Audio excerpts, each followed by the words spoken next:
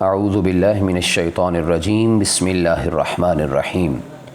صفہ Islamic info کے ناظرین و سامعین کو السلام علیکم ورحمۃ اللہ وبرکاتہ۔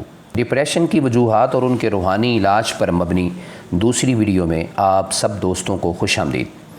اس ویڈیو میں ہم جاننے کی کوشش کریں گے کہ ماضی سے جڑی کچھ تلخ یادیں کس طرح ہمیں ڈپریشن میں لے جاتی ہیں اور ان سے کس طرح نکلا جا سکتا ہے۔ زندگی کو پرآسائش بنانا ہر انسان کی بنیادی خواہش اور تمنا ہے، لہذا وہ تمام طریقے اپنانے اور استعمال میں لانے کی کوشش کرتا ہے جس سے اس کا یہ مقصد اور راستہ آسان ہو جائے اور اس کی خواہشات پوری ہو جائیں۔ کیا تمام خواہشات کو پورا کرنا ممکن ہے؟ اور انسان خواہشوں کو پورا کرتے کرتے کس طرح ڈی ٹریک ہوتا ہے اور ڈپریشن کی طرف چلا جاتا ہے؟ کیا خواہشات کو پورا کرنا ہی زندگی کا بنیادی مقصد ہے اور اس صورتحال سے کس طرح نکلا جا سکتا ہے؟ مزید یہ کہ زندگی کے مصائب و علائم سے دل برداشتہ ہو کر بہت سے لوگ اس طرح کے سوالات اٹھاتے نظر آتے ہیں۔ یہ کیا بات ہوئی کہ ساری ناکامیاں ہمارے ہی حصے میں آنی ہیں؟ کیا دکھ ہمیں ہی سہنے ہیں؟ گرنا ہے تو ہمیں ہی گرنا ہے؟ مصیبتیں جھیلنے کے لیے ہم ہی رہ گئے ہیں؟ تکلیفیں ہمارا ہی مقدر ہیں؟ محرومیوں نے ہمارا ہی گھر دیکھ لیا ہے؟ اس صورتحال سے کس طرح نکلا جا سکتا ہے؟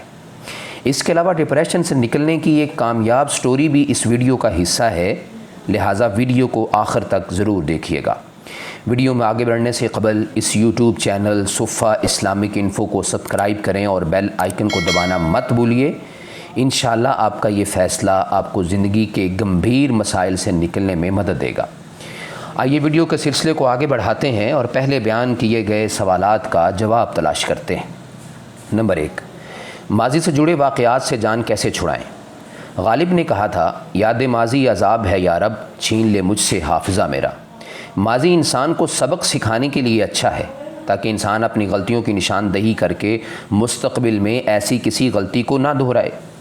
ماضی انسان کو اپنی کمزوریوں کو مستقبل میں طاقت بنانے کے لیے اچھا ہے۔ ماضی انسان کو اپنی اوقات یاد دلانے کے لیے اچھا ہے۔ ماضی کی تلخ یادوں اور واقعات سے جڑے رہنے میں ہمارا اپنا مسئلہ ہے کہ ہم کوئی نئی زندگی شروع کرنا ہی نہیں چاہتے، نئی روشنی دیکھنا ہی نہیں چاہتے، بس یہ سمجھ بیٹھے ہیں کہ پتھر پر لکیر ہو گیا، اب اس سے نکلنا ناممکن ہے۔ ایسے تو زندگی بے مقصد ہو جاتی ہے کہ کسی ایک ماضی کی تلخ حقیقت سے اس طرح جڑ جائیں کہ جیسے یہی ایک مقصد ہو۔ تنگ نظری کا خاتمہ کریں، اپنی زندگی کا ویژن بنائیں اور اپنی سوچ اور فکر کو زندگی کے روشن مقاصد کی طرف لے کر جائیں۔ اپنی زندگی کو جامد اور سٹاپ نہ کریں۔ ہزاروں ناکامیوں کے بعد بھی کامیابی مل جاتی ہے۔ شروع میں قدم آہستہ آہستہ ہوں، لیکن وقت گزرنے کے ساتھ ساتھ رفتار بن جائے گی اور انشاءاللہ کامیابی کا راستہ روشن اور واضح ہو جائے گا۔ ماضی کی تلخ یادیں اور واقعات محو ہونا شروع ہو جائیں گے اور آپ نارمل لائف میں واپس آ جائیں گے۔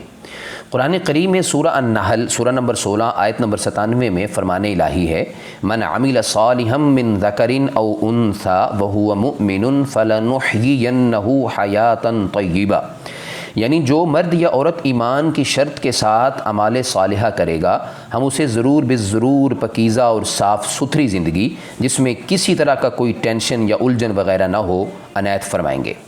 یعنی کسی نیگیٹو ایکسپیرینس کے بعد پازیٹیو کاموں کی طرف مائل ہوں اور کرنا شروع کریں تو اللہ تعالیٰ بند راستوں کو بھی کھول دیتا ہے، ناممکن کو بھی ممکن بنا دیتا ہے۔ اور حدیث پاک میں کثرت استغفار پر ہر الجھن، غم و فکر اور ٹینشن سے نجات کا وعدہ کیا گیا ہے۔ حضرت عبداللہ بن عباس رضی اللہ تعالیٰ عنہ سے روایت ہے کہ رسول اللہ صلی اللہ علیہ وآلہ وسلم نے فرمایا، جس نے استغفار کو لازمی پکڑا، اللہ تعالیٰ اس کے لیے ہر مشکل اور غم سے نکلنے کا راستہ آسان کر دیتے ہیں اور اس کو بے حساب رزق دیتے ہیں۔ اس لیے آپ چھوٹے بڑے تمام گناہوں سے بچنے کی کوشش کے ساتھ زیادہ سے زیادہ اعمال صالحہ کا اہتمام کریں اور استغفار کی کثرت کریں۔ انشاءاللہ ماضی سے جڑی تلخ حقیقتیں آہستہ آہستہ محو ہونا شروع ہو جائیں گی اور آپ نارمل لائف کی طرف واپس پلٹ آئیں گے۔ شاعر مشرق علامہ اقبال رحمہ اللہ نے کیا خوب کہا ہے، تو شہیں ہے پرواز ہے کام تیرا، تیرے سامنے آسماں اور بھی ہیں، اسی روز و شب میں الجھ کر نہ رہ جا کہ تیرے زمان و مکان اور بھی ہیں۔ نمبر 2، زندگی با مقصد گزاریں۔ آج ہماری زندگی کے مقاصد گم ہو گئے ہیں اور جب مقاصد نہ ہوں تو وقت گزارنا مشکل ہو جاتا ہے اور انسان ہر وقت بوریت، ڈپریشن اور ٹینشن میں رہتا ہے۔ ہم نے ضروریات زندگی کی پورا کرنے کو اپنی زندگی کا مقصد سمجھ لیا ہے، کوئی معاشرے میں اچھا گھر، اچھی گاڑی، اچھی جاب، اچھا بزنس یا اچھے لائف سٹائل کو اپنی زندگی کا مقصد سمجھتا ہے تو کوئی تعلیمی میدان میں اعلیٰ ڈگری حاصل کرنے کو اپنی زندگی کا بنیادی مقصد سمجھتا ہے، کوئی اسٹیٹس کانشیس ہے تو کوئی دوسروں کے لیے زندگی لگا دینے کو مقصد حیات سمجھتا ہے۔ یہ تمام ضروریات جن کو مقاصد کا درجہ دے دیا گیا ہے، یہ مقاصد نہیں بلکہ عارضی اور وقتی ضروریات ہیں۔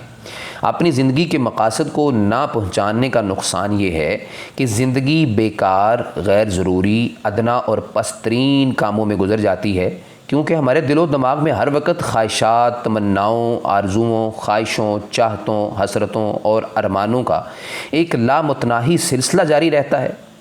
ایک مسلمان کی زندگی کے حتمی مقاصد تو اللہ کی عبادت، اس کی رضا اور آخرت میں جنت کا حصول ہے۔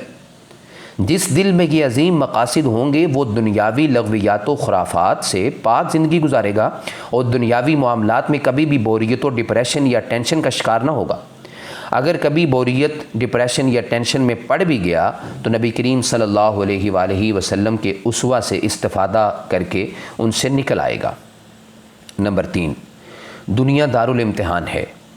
ہم اس بات کو عقیدے کے طور پر تو مانتے ہیں کہ دنیا ایک آزمائش گاہ ہے، مگر شعوری احساس کے ساتھ اسے تسلیم نہیں کرتے، یعنی ہم اس کا زبانی اقرار تو کرتے ہیں کہ اس دنیا میں ہمیں ایک امتحان سے گزرنا ہے، لیکن اس کو دل و دماغ کا حصہ نہیں بناتے۔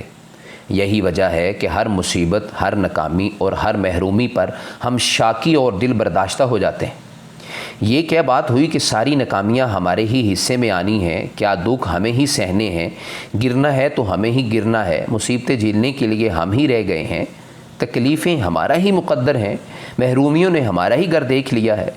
ان جملوں کا مطلب یہ ہے کہ ہم نے اس بات کو بطور اصول تسلیم ہی نہیں کیا کہ یہ دنیا ایک دارالامتحان ہے۔ یہی چیز ہے جو مایوسی اور ڈپریشن کا اولین باعث بنتی ہے۔ جب ہم اس دنیا کو امتحان کی نہیں بلکہ نتیجے کی جگہ سمجھتے ہیں، جب ہم اسے جد و جہد کا نہیں بلکہ جزا کا مقام تصور کرتے ہیں، اور جب ہم اسے عارضی نہیں بلکہ مستقل ٹھکانہ مانتے ہیں، تو پھر ہر مشکل، ہر مصیبت اور ہر ناکامی ہمارے لیے ڈپریشن کا باعث بن جاتی ہے۔ اسی لیے اس کا علاج یہ ہے، اس بات کو شرح صدر کے ساتھ مانا جائے کہ یہ دنیا امتحان کے لیے بنائی گئی ہے۔ اس میں کامیابیوں کی کوئی ضمانت نہیں دی گئی۔ ہو سکتا ہے کہ ایک شخص کی عمر بھر کی جد و جہد بالکل ناکام ہو جائے اور دوسرے کو پہلے ہی قدم پر کامیابی مل جائے۔ ایک آدمی پر غموں کے پہاڑ ٹوٹتے رہیں اور دوسرا ناز و نعمت سے مالا مال رہے۔ اس میں کامیابیاں اور ناکامیاں بنیادی طور پر انسان کی محنت اور صلاحیت سے متعلق نہیں ہیں۔ کامیابی بھی آزمائش ہے اور ناکامی بھی آزمائش ہے۔ یہاں اگر بیماری ملتی ہے تو وہ بھی امتحان ہے، غربت ملتی ہے تو وہ بھی امتحان ہے، پستی ملتی ہے تو وہ بھی امتحان ہے، گمنامی ملتی ہے تو وہ بھی امتحان ہے، محکومی ملتی ہے تو وہ بھی امتحان ہے۔ اسی طرح اللہ اگر صحت دیتا ہے، دولت دیتا ہے، عظمت دیتا ہے، شہرت دیتا ہے، اقتدار دیتا ہے تو اس کا مقصد بھی امتحان اور آزمائش ہے۔ لہٰذا ہمیں اسے محض ایک نظریے اور ایک عقیدے کے طور پر قبول نہیں کرنا چاہیے، ایک حقیقت واقعہ کے طور پر ماننا چاہیے۔ اس حقیقت کو ہمارے شعور کا، ہمارے وجود کا حصہ بننا چاہیے۔ ہماری سوچیں بھی اس پر مبنی ہونی چاہیے اور ہمارا عمل بھی۔ یہ تبدیلی اگر ہمارے اندر آ جاتی ہے تو پھر انشاءاللہ ہم پر نہ مایوسی طاری ہوگی اور نہ ہی ہم ڈپریشن کا شکار ہوں گے۔ ویڈیو کے اس حصے میں آپ سے روزنامہ اوصاف میں 11 اکتوبر 2021 کو شائع ہونے والی ڈپریشن کے شکار شخص کی ایک کامیاب سٹوری آپ سے شیئر کرنا چاہتا ہوں۔ ایک 55 سالہ شخص ڈپریشن کا شکار تھا۔ اس کی بیوی نے اپنے خامند کو ماہر نفسیات کے پاس لے گئی۔ ڈاکٹر نے بیوی کو کمرے سے باہر نکال دیا۔ ڈاکٹر اور مریض کے باہم سوال و جواب میں مریض نے اپنی پوری زندگی کی کتاب کھول دی اور ڈپریشن کی وجوہات کھول کر بیان کر دی۔ ڈاکٹر نے کچھ سوچا اور پوچھا کہ آپ نے 10ویں جماعت کس سکول میں پڑھی؟ اس شخص نے اس سکول کا نام بتایا۔ ڈاکٹر نے کہا آپ کو اس سکول میں جانا ہے، اپنی 10ویں کلاس کا رجسٹر تلاش کرنا ہے اور اپنے ساتھیوں کے نام تلاش کرنے ہیں اور ان کی موجودہ خیریت کے بارے میں معلومات حاصل کرنے کی کوشش کرنی ہے۔ ایک ڈائری میں تمام معلومات لکھیں اور 1 مہینے کے بعد مجھ سے ملیں۔ وہ شخص اپنے سکول گیا، حاضری رجسٹر ڈھونڈنے میں کامیاب رہا اور اسے کاپی کروایا اس میں 120 نام تھے. اس نے 1 مہینے میں دن رات کوشش کی لیکن وہ مشکل سے 75 ہم جماعتوں کے بارے میں معلومات جمع کرنے میں کامیاب رہا. حیرت اس بات پہ ان میں سے 20 مر چکے تھے، 7 رنڈوے اور 13 طلاق یافتہ تھے. 10 ایسے نکلے جو کہ بات کرنے کے قابل بھی نہیں تھے. 5 اتنے غریب نکلے کہ کوئی ان کا جواب نہ دے سکا. 6 اتنے امیر نکلے کہ اسے یقین ہی نہیں آیا. کچھ کینسر میں مبتلا تھے، کچھ فالج، دمہ یا دل کے مریض تھے. کچھ لوگ بستر پر تھے جن کے ہاتھوں، ٹانگوں یا ریڑھ کی ہڈی میں چوٹیں آئی تھیں. کچھ کے بچے پاگل، آوارہ یا بیکار نکلے. ایک جیل میں تھا. ایک شخص 2 طلاق کے بعد تیسری شادی کی تلاش میں تھا. 1 ماہ کے اندر 10ویں جماعت کا رجسٹر اذیت ناک کہانیاں سنا رہا تھا. ڈاکٹر نے پوچھا، اب بتاؤ تمہارا ڈپریشن کیسا ہے؟ وہ شخص سمجھ گیا کہ اسے کوئی موذی بیماری نہیں، وہ بھوکا نہیں، اس کا دماغ درست ہے، اسے عدالت، پولیس، وکلاء کا کوئی مسئلہ نہیں. اس کی بیوی اور بچے بہت اچھے اور صحت مند ہیں، وہ خود بھی صحت مند ہے. اس شخص کو احساس ہوا کہ واقعی دنیا میں بہت زیادہ دکھ ہیں اور وہ بہت سے اذیت ناک دکھوں سے محفوظ ہے. یعنی وہ بہت سے دوسرے دوستوں سے بہتر ہے اور کسی سنگین مسئلے سے دوچار نہیں ہے. اور یہی بات آپ صلی اللہ علیہ وآلہ وسلم نے سمجھائی ہے. حدیث کا مفہوم ہے کہ جب اپنے سے زیادہ ناز و نعمت والے کو دیکھ کر احساس کمتری ہو تو اپنی حیثیت سے کم تر لوگوں کی طرف نظر بھی کر لیا کرو. ایسا کرنے سے آپ میں یہ احساس پروان چڑھے گا کہ میں بہت سے لوگوں سے بہتر ہوں. شیخ سعدی رحمۃ اللہ علیہ کا واقعہ بھی بڑا مشہور ہے کہ ایک دفعہ جا رہے تھے، پاؤں میں جوتا نہیں تھا. دل میں وسوسہ آیا کہ میں اللہ کا بندہ ہوں، اس نے مجھے اس نعمت سے محروم کیوں رکھا ہے؟ تھوڑا سا آگے گئے تو دیکھا کہ ایک شخص کے پاؤں بھی نہیں ہے. فوراً دیکھ کر اللہ کا شکر بجا لے کہ کم از کم میرے پاؤں تو ہیں. ناظرین کرام، ڈپریشن کی وجوہات اور علاج پر مبنی دوسری ویڈیو اپنے اختتام کو چھو رہی ہے. آپ کے سوالات اور فیڈ بیک کے لیے کمنٹ سیکشن حاضر ہے، انتظار رہے گا. اللہ تعالی ہم سب کا حامی و ناصر ہو. والسلام علیکم ورحمۃ اللہ وبرکاتہ.